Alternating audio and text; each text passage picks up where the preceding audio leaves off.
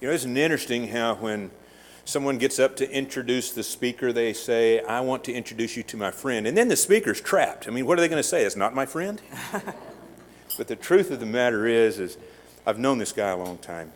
Long before I was able to take and call Lowell my friend, he was talking to groups regionally and nationally, expressing his ideas on economics and how he was futuristic thinking and how we should be thinking towards the future and using economics to determine where we ought to go. Now, Lowell and I, we did share a stint of time together, as he used to call me boss. It was only a courtesy thing. I was on the Board of Regents down at New Mexico State University, but he's only there because he wants to be. You see, Lowell is quite the accomplished individual. See, he's a Regents Professor of Economics, Agriculture, and Genetic Engineering at New Mexico State University, became the Dean of the College of Agriculture and Home Economics in January 2006. He works nationally and internationally with corporations and organizations as well as USDA, Department of Labor, Interior, Defense, Education, Energy. In the World Bank, he's helping them do futuristic planning, thinking out of the box, that kind of thing. He is a very dynamic individual. He works because he loves education, he loves kids, he loves the energy they bring to the table, and he loves the exchange. I hope you love Lowell Catlett. Good morning, Lowell.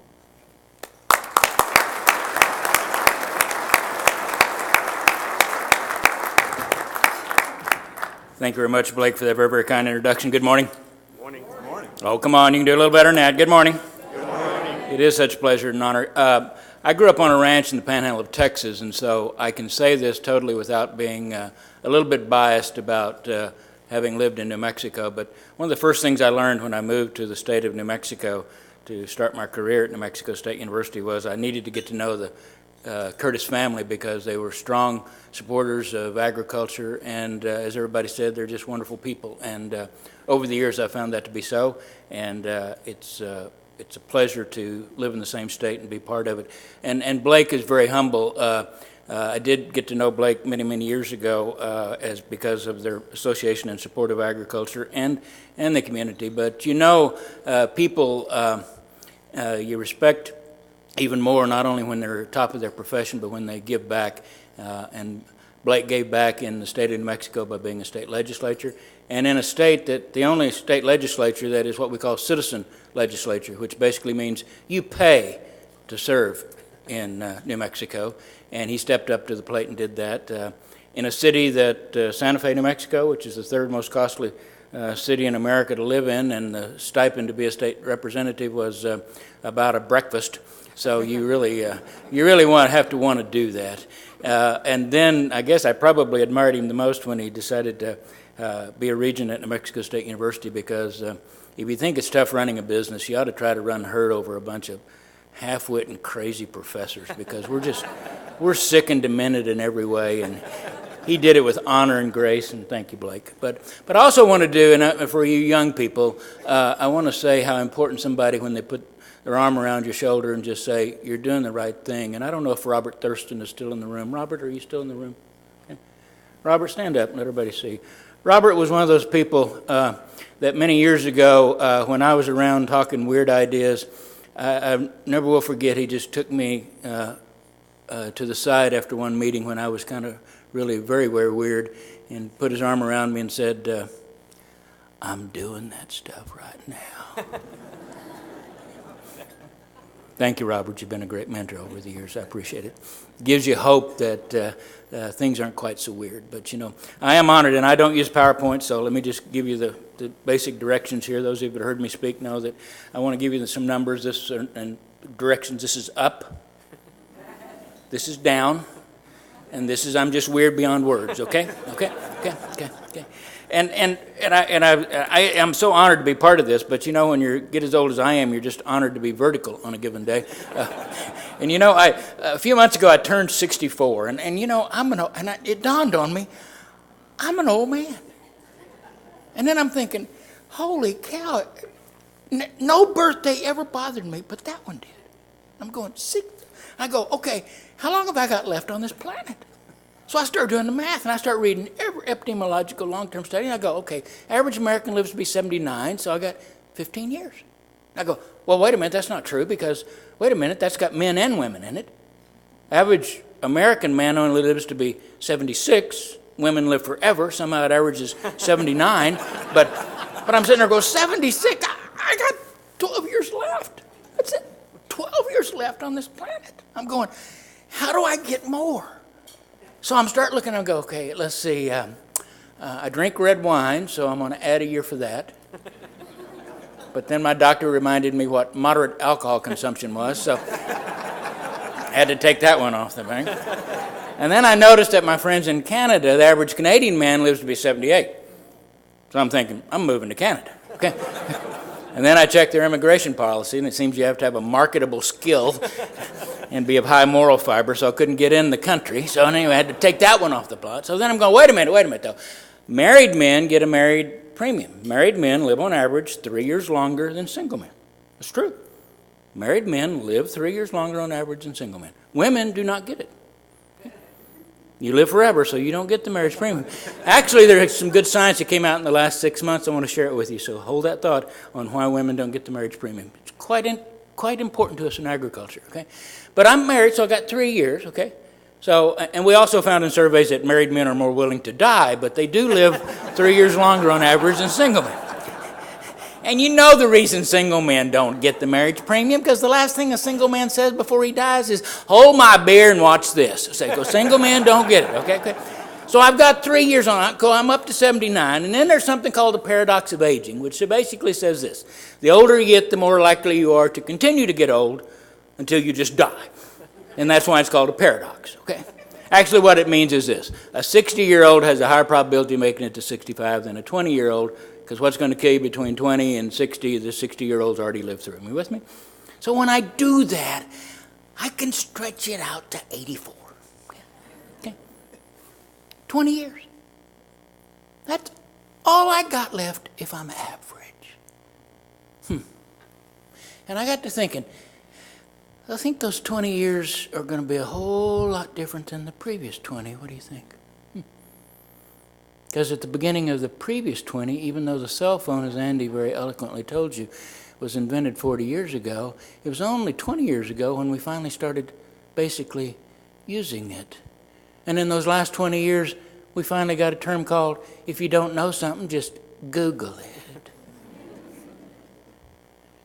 And Blake and I live in a state that was part of the cradle of the development of the internet, which was basically a bunch of nerd scientists and military people at various laboratories and bases just wanted to communicate with each other for a military reason, and now it is the number one change factor in the world, and its number one use is not military, it is Facebook. Who would have forecasted it? Nobody did. But let me tell you, I'm not going to try to forecast because the numbers just came out. You probably saw it about my profession. Oh, gosh, we're bad. Okay? Let me tell you how bad we are, okay, on forecasting. Nobody knows the future, but let me tell you how bad economists are. We took 7,000 forecasts in the last decade that we could truly track and find out whether we were accurate or not. Take individual stock forecast in stock market. Take any economic variable you want, unemployment, growth in gross domestic product, take any factor you want, we forecasted them all, and our accuracy rate, get this, was 47%. Do you understand what that means?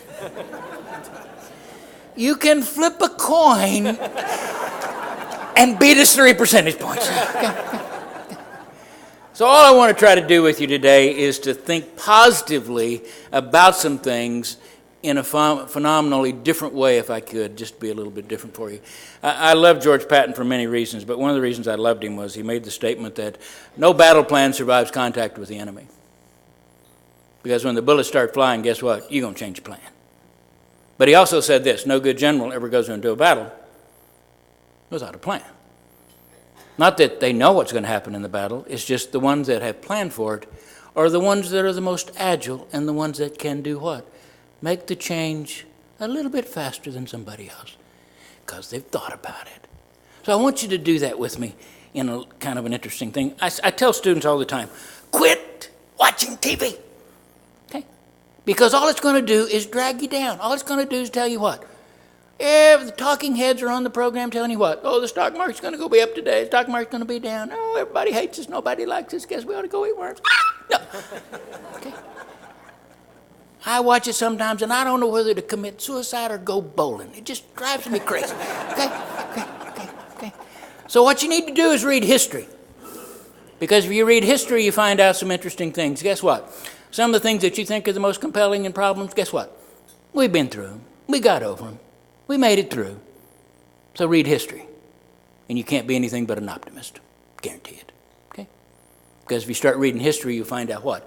Not what the talking heads want you to hear about today, but what you'll hear about is this. If you'll look at it long term, and if you saw the cover of the Economist magazine last week, what happened to the poverty rate in the world? Folks, it's gone down. We've gone in the last decade from 2 billion people in what we're living in what we call abject poverty, less than $1.25 a day, to today only 750 million. That's a lot, but what's the direction? Because guess what? Phenomenal things are happening. You young people, and even those of you that are kind of older like me, this has never been a better time in agriculture. Never. Because you've got 7 billion people on this planet right now. 1 billion of us lead a really good life. We got to eat souffles this morning. Pretty good, wasn't it? Okay? That's a pretty good life. And those 1 billion, guess what? They've given us the most differentiated agriculture we've ever seen on the planet. Because we didn't measure this one 15 years ago. It's part of what you're going to have in your trade association and in your meetings. Guess what? Didn't measure it 15 years ago. But it's 4% of the food sector and what? Growing. And it is what? Organic. We didn't measure this one 5 years ago. Now it's 1.7% of the food sector and growing. Gluten-free. Isn't it interesting? Gluten-free. Medical science tells us that 0.1% of the population has any form of celiac disease. 0.1%. But it's 1.7% of the food sector and what? Growing. There's one guy told me, well, I know I'm not got celiac disease, but I just feel better when I don't eat gluten. You feel better because you don't eat 3 loaves of bread at every sitting.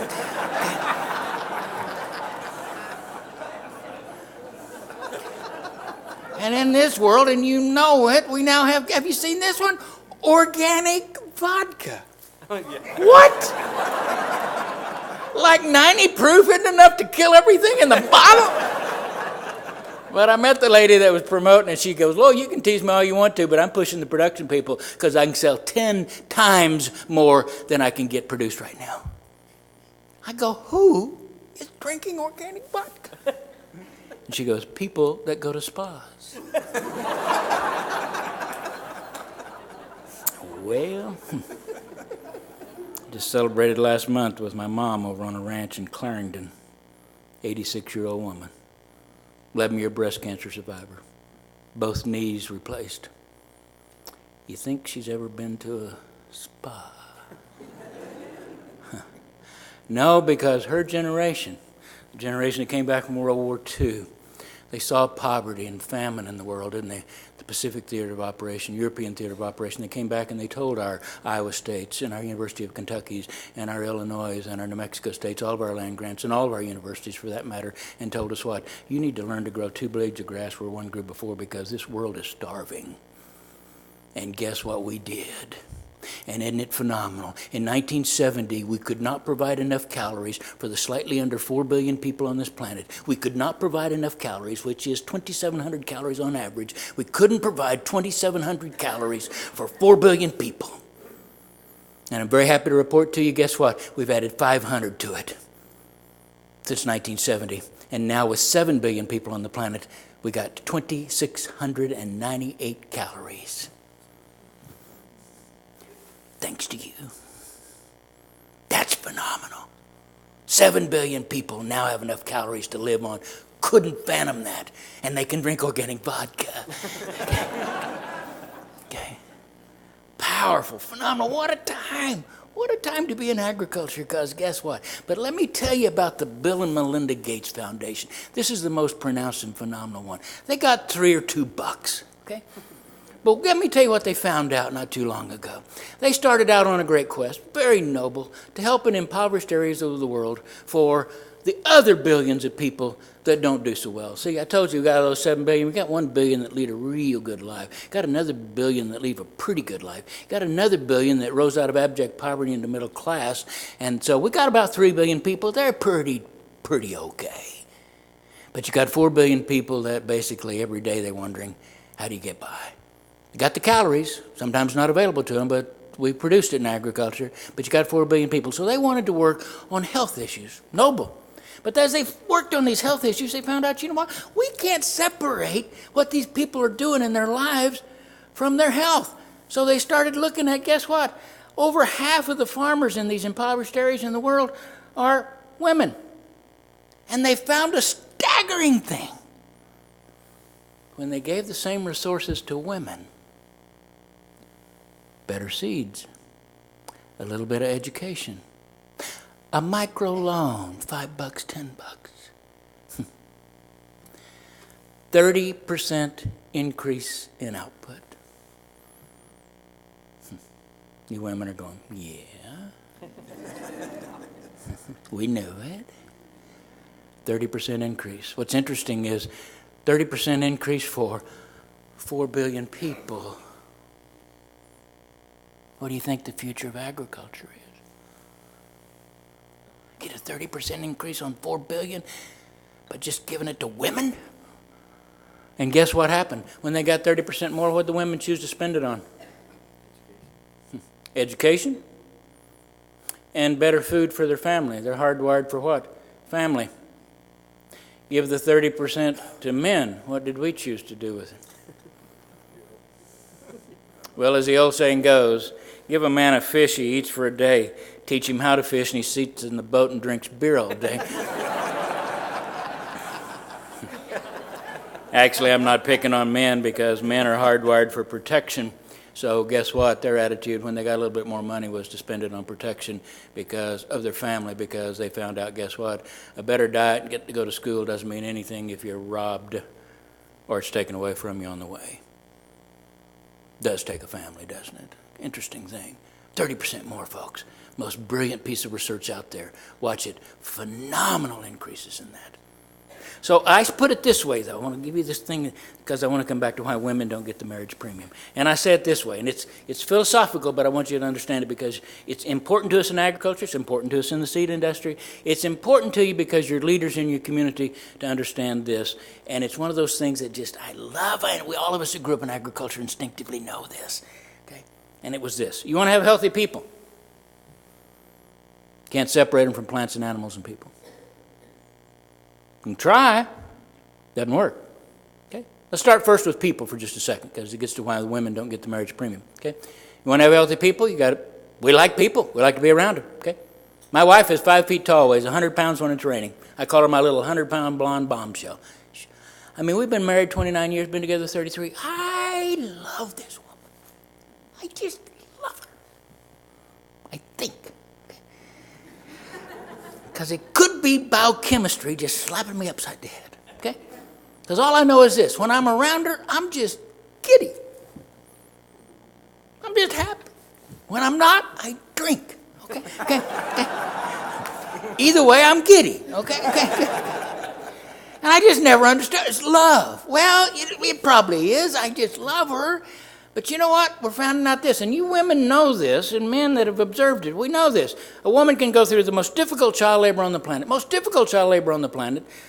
and the moment that new infant is put in her bosom, the instinct is to smile. That life is in their arms. And all health science could say about it over the years was, well, it's just the mother-child bond. Oh, really? Can you narrow it down a little bit? Well, guess what we finally found out in the last 2 years? When you're around somebody you like, generally your children, but not always. Generally your spouse or significant other, but not always. But when you're around somebody you like, your body to date has been proven to produce 114 known steroids. All of them good steroids. They're what builds your immune system. And the most prevalent one is one called oxytocin. And if you know anything about oxytocin, It's the most prevalent one, known as the bonding chemical. It just makes you giddy. Just found that out. Isn't that interesting? Phenomenal thing. And if you doubt that little thing, let me tell you something else. When I was pulling those longevity studies down because I knew I was an old man, I found an interesting thing. We pulled 114 long-term epidemiological studies down and pulled these out of hundreds because they measured a variable but didn't choose to include it in the studies, and they found this. Do you have rich and deep social connections, or do you not? Are you the Unabomber? Okay. And what they found out was staggering. If you have rich and deep social connections, you die from all causes, at a rate 1/4 of those that don't. It is totally, mathematically 100% reciprocal. Turn it on its end. If you are the Unabomber or live in isolation, you will die from all causes at 4 times the rate of those that have rich and deep social connections. Trust me, that's statistically significant.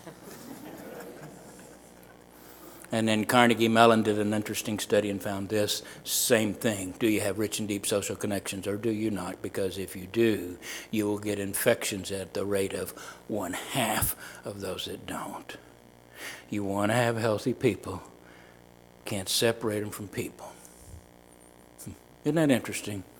When Abraham Lincoln had the wisdom to sign both the Morrill Act in 1862 and the Transcontinental Railroad in 1862, he also signed another piece of legislation called the Department of Agriculture. After his untimely death, then President Andrew Johnson decided to send a young man by the name of Oliver Kelly into the devastated South. Said, we got to help them with their agriculture. When Oliver Kelly got down there, he came back and his report essentially said this: you know what? It's an abundant place, and they really are pretty good farmers. They don't need our help on farming, but what they do need is our help on the fact that they are isolated and they're not around people. We got to help them with that. That was in 1862. Yeah, you want to have healthy people. You can't separate them from people. Okay, comes back to why women don't get the marriage premium. Okay, we ask men, name your best friend. You know who we name first? Our spouse. No, you can't name your spouse. Name your next best friend. You know the next friend we name? Our dog. Men name instinctively the first 2 friends we have, our spouse and our dog. No, you can't name both of those. Name as fast as you can male friends, close male friends. We're speechless. We're going, oh, I think George likes me. I don't know. We struggle. We name 3. We ask women, name as fast as you can female friends. You can't shut up. Okay? And the time it takes us to name 3, you name 10. You don't get the marriage premium because guess what? You already have rich and deep social connections. You want to have healthy people, folks. We're finding out every day. Got to have them around people, okay? And I know you're sitting and go, what's that got to do with agriculture? Well, it has everything when we design our communities, because I guarantee you this. Every urban area is trying to be more rural because they're understanding, guess what? It's important to have beehives on the top of a skyscraper. And it's important to have trees. My wife is a landscape architect. First 20 years of her career, she designed parks and commercial buildings. The last 5 years of her career, 100% of her portfolio have been green roofs, green walls, riding trails for horses, leashless dog parks, peace gardens for hospice, healing gardens for hospitals. You want to have healthy people, you can't separate them from people, and you can't separate them from plants. See, when you're around that person you like, those good steroids, it takes about 30 minutes for them to start being identical. If you have plants around you, guess what happens? It happens in about 20 minutes. It's a beautiful room, but it's sterile. You'd all been a little more giddy if we'd had some plants in here. I had this wonderful dog, a Chesapeake Bay Retriever. truly, other than my wife, the most important creature I've ever lived with on this planet. Name was Tango. She's a Chesapeake Bay Retriever, lived on this earth 15 years and 60 days. God, I love that dog. What I remember most about her, though, was the last few weeks of her life when she would be unsettled. I'd lay on the bed with her, put my arm around her, and in about 20 minutes her breathing would ease. She'd go to sleep. So would I. I just thought I was in love with her. Because it was. What we found out, though, was guess what? Last 6 months, her oxytocin levels and mine in 20 minutes became identical. I want to have healthy people. Can't separate them from plants and animals and people. And who owns the plants and the animals? We do. Don't forget it, folks. It's the most phenomenal revolution going on. I'll give you one more. One of those unintended consequences, okay? And this one came from a gentleman, if you ever have the opportunity and you're in Portland, Oregon, go visit his name, Chuck Eggert. He's one of the most innovative food executives that I know of. He runs a little company called Pacific Foods. Very innovative. But he's now into he saw the organic movement. He's now got 3 organic dairies. I was with him a few months ago and he said, Lowell, I want you to meet my new herdsman. He's from Colombia. I want you to meet him because he's really a smart guy. I want him to tell you the story, though, of why I hired him. I said, okay. So I go over and meet him. I said, Chuck wanted me to find out why he hired you. And he said, well, when I was living in Colombia and growing up, I read about this Australian medical doctor that had worked with kangaroos and understood kangaroos. And he understood something about kangaroos that was this. You know, they birth their baby pretty quickly, but they keep them in their pouch for several months. The new roux emerges from the pouch because they are next to the mother. When the oxytocin levels become identical and their immune system is what? Strong enough for them to live outside. So he said, what are we doing for premature babies in this country? Oh, we've made great strides over the years, but you know what we do? We tend to isolate them. They have no immune system, so we tend to do what? Isolate them, put them in incubators, keep them protected. And on average, it takes them 5 months before they get out of the hospital. Great strides, not knocking it. He said, but I bet I could beat that. Why don't we start understanding what we learned from kangaroos, that people need to be around people? So he started a process known today with premature babies as kangarooing, which is we'll protect them as much as they can, but they need to be in the bosom of a human. And they found out in the study, guess what?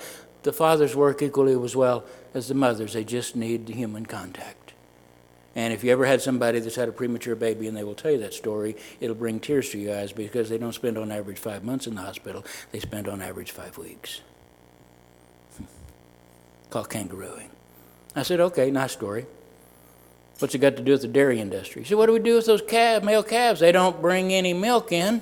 So what do we do with the dairy industry? We do what? We sell them as fast as possible, or we do what? They have no immune system. We put them in isolation, in crates. And he said, I told Chuck, I'm not going to bankrupt you because all I'll do is take 10.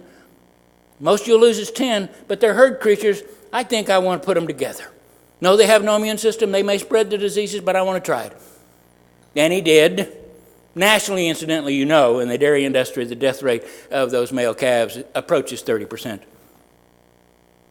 Chuck's went too.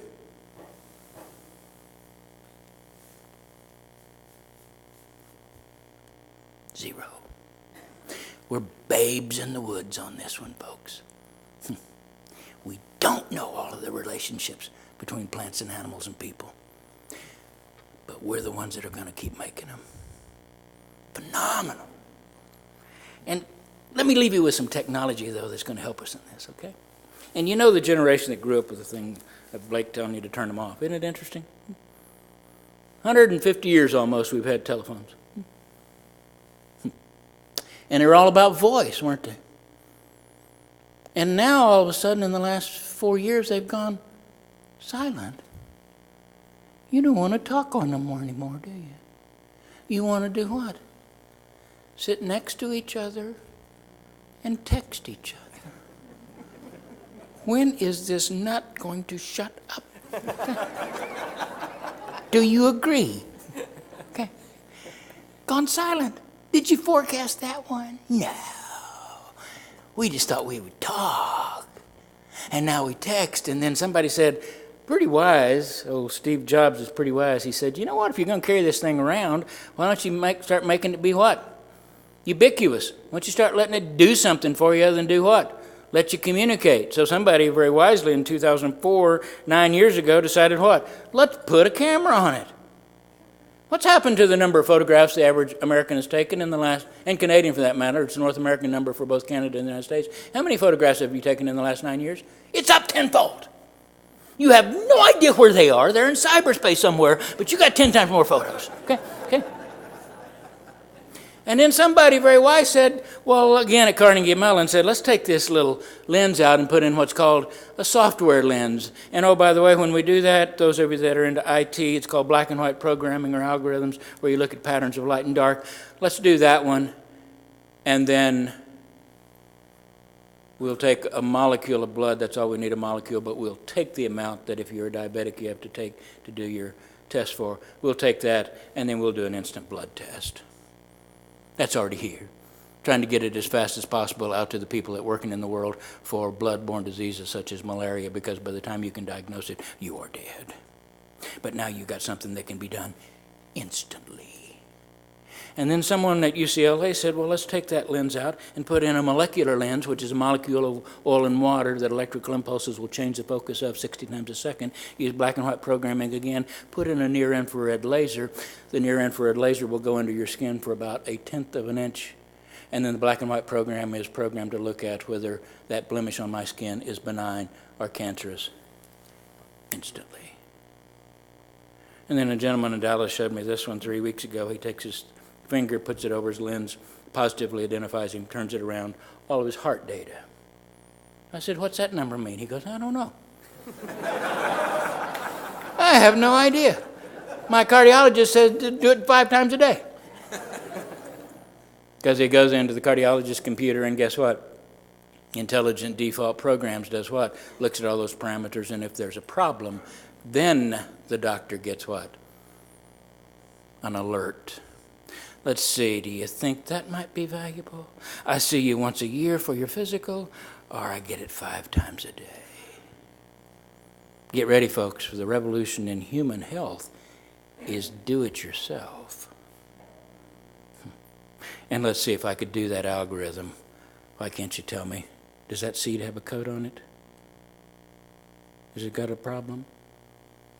What's the fungus on it? Or let's take a picture of the plant. And now that agronomist can do what?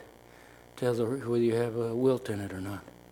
Whether there's an infestation. Or you get ready, folks? We're babes in the woods. Oh, we're already working on one where you shine it in the cow's eye. And then you can find out she's happy. She doesn't know what's going to happen to her next, but she's happy. Okay. Folks, if it's going to revolutionize human health, it's sure going to change the parameters. And one final thing, this one I call, it goes by the popular name now we call big data. But it really gets back to what we've always called precision or prescription agriculture, because you know that in the seed industry. We're getting so good at prescription agriculture that guess what? We now need, and I saw a panel just a week ago with Raven, a panel of farmers in the Midwest that basically say, we need planters that will let us go over our field and put in 2 to 3, no more than 3 right now because they don't think the mechanical technology is good enough, 2 and 3 hybrids at the same time for the different soil types, for the different things. Are you getting ready, folks? If you said that to somebody 20 years ago, what would they have said? You crazy as a loon. Crazy as a loon. Oh, now it's standard. Okay. So now, the gentleman, Blake knows very well there's a little NASA site outside of Las Cruces. NASA has a site, Lyndon B. Johnson facility. All the communication for the space shuttle comes first to Las Cruces, New Mexico, then it goes to Goddard, Kennedy, Caltech, wherever. Okay. Starts first there. Rocket science friend of mine has been there for years. And when cell phones were just getting popular 20 years ago, he and a colleague, this is how good they are, he and a colleague said, you know what, the problem with cell phones is there's not enough towers out there, but you know what, there's about 12,000 commercial aircraft that take off and land every day in the United States. So they got the timetables, plugged them into the computer, found out that they could bounce the signals off of where these planes are, move them from plane to plane, and guess what? You could have 100% coverage in North America by bouncing the signal off the bottom of the plane. And then they said, you know what, we could pay these planes a few extra bucks for it, and they could put a better reflector on the bottom of them, and we'd have phenomenal service. I'm trying to tell you that was 20 years ago, and the problems on that were worked out mathematically.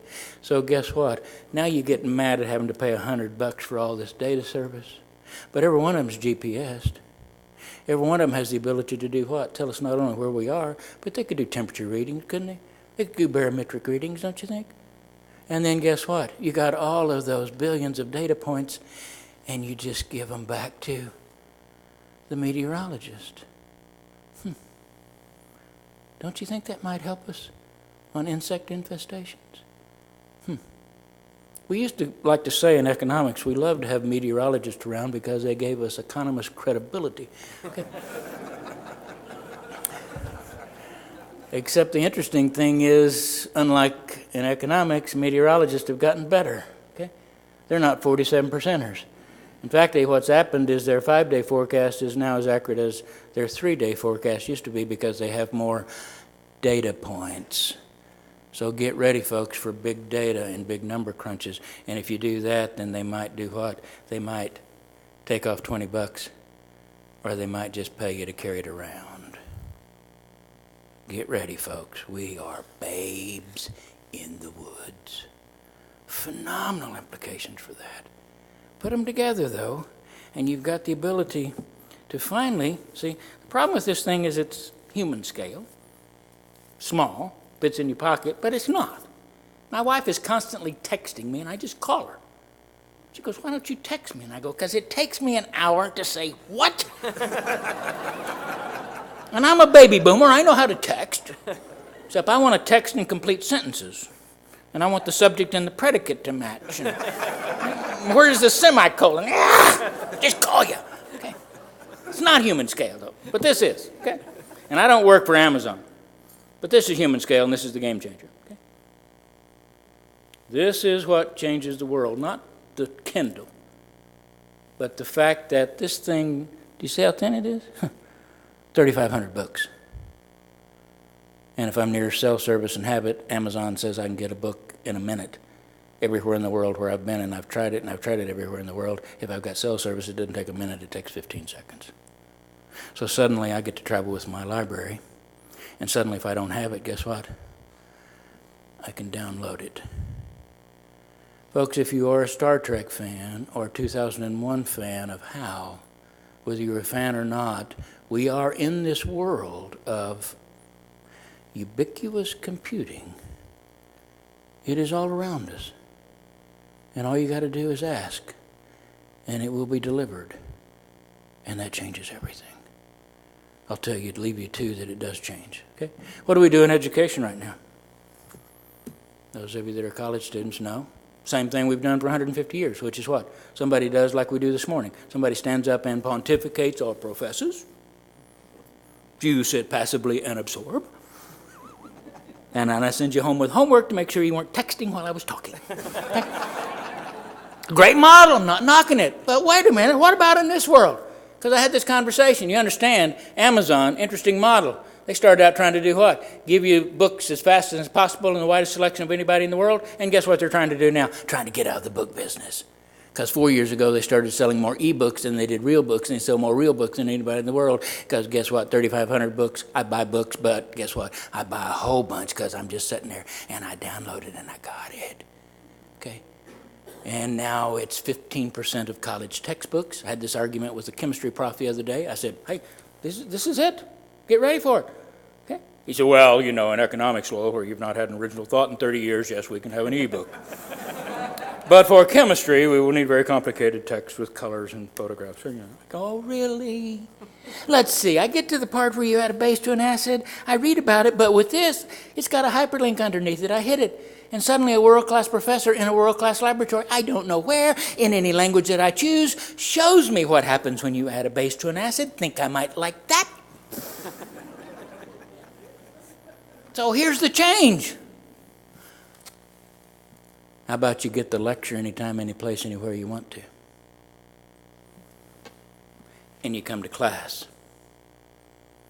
And we do the homework.